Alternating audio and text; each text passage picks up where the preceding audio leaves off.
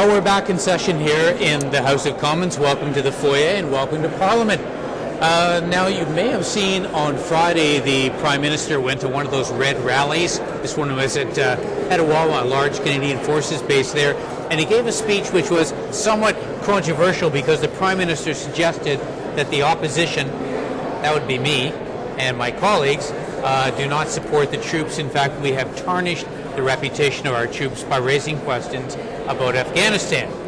This naturally irritates a lot of people who do support our troops. But let's discuss the issue in a little more detail. And to help me out, I'm joined by Ujal Dosanjh. He is Liberal Member of Parliament for Vancouver South, your foreign affairs critic, a very smart, famous guy. He was Premier of British Columbia as well. Now, Ujal, let's talk a little bit about the role of the opposition.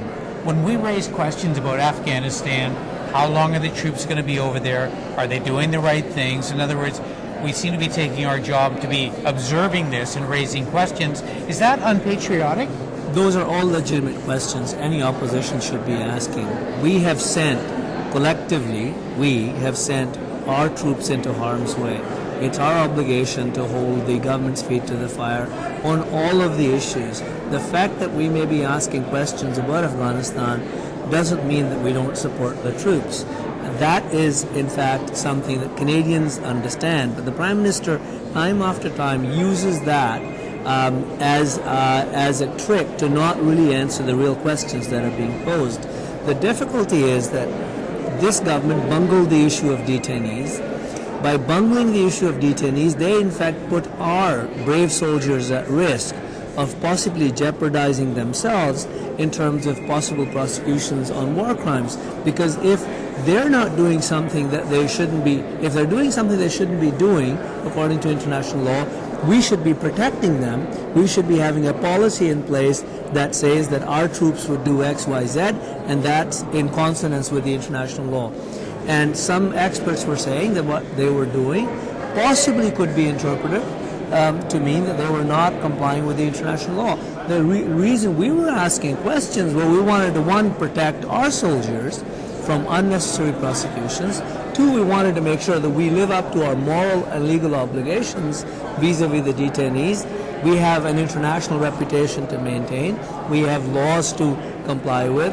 And this government turns it all around every time and talks about us not supporting the troops rather than in fact doing what needs to be done. All right, now I'll give you about a minute to explain that.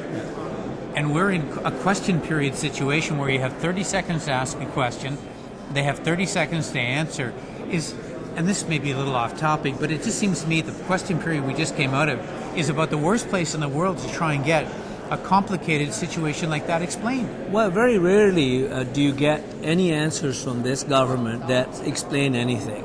They're always in an attack mode. They're always talking about things that are irrelevant. For instance, last week or the week before, the Prime Minister would get up and start talking about totally irrelevant things in response to questions on detainees. He would start talking about something else, other policies, nothing to do with Afghanistan. And that simply shows that this government doesn't respond to questions in a positive way, providing answers both to the opposition and to Canadians, which is what the obligation is on the government. Well, they must think that that's smart politics, though, giving the zinger instead of an answer, going on the attack. Is that smart politics, or are Canadians fed up with this negativity? Well, that's not smart politics, because if you look at all the polls, Canadians are saying that on the Afghan question, because of the detainee issue, on the environment issue, on some of the other issues, they're not connecting with the public vis-a-vis their message, and therefore the government itself is suffering. It's up to them, and I don't need to give them any advice. The fact is that we need to be honest and upfront and open with this government, with Canadians, and this government ran under the rubric of accountability and openness, and now you have them running away from real questions and not being very open. Last question, Uja. Dealing with democratic reform, the government's introduced a bill that says there are going to be more seats in the House of Commons for Alberta, British Columbia, and Ontario. Is that going to help? Is that going to satisfy some of the sentiment, for example, in British Columbia, that there isn't enough power of a larger House of Commons, or is that just more politicians? Well, I mean, that in fact is just in keeping with the census.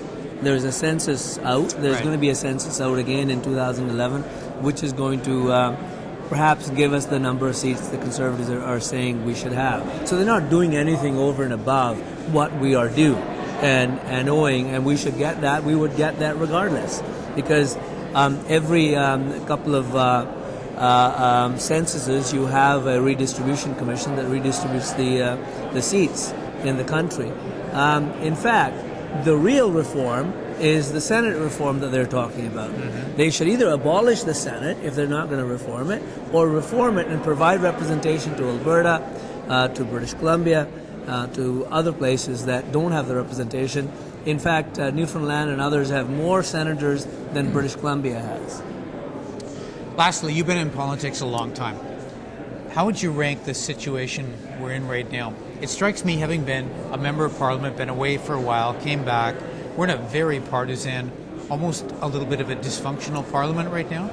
What's your view? Well, you know, this Prime Minister ran the last election and the previous several years kept talking about how we don't respect Parliament. This government does not respect Parliament at all. This government, if you remember, said that they couldn't do anything they wanted to do on the environment without passing Bill C-30. That's right. Now Bill C-30 is not going to pass, and they're going to do everything without passing any legislation. So were they lying? Obviously. They were not telling the Canadians the truth. They have no respect for Parliament, and they have very little respect for truth and Canadians.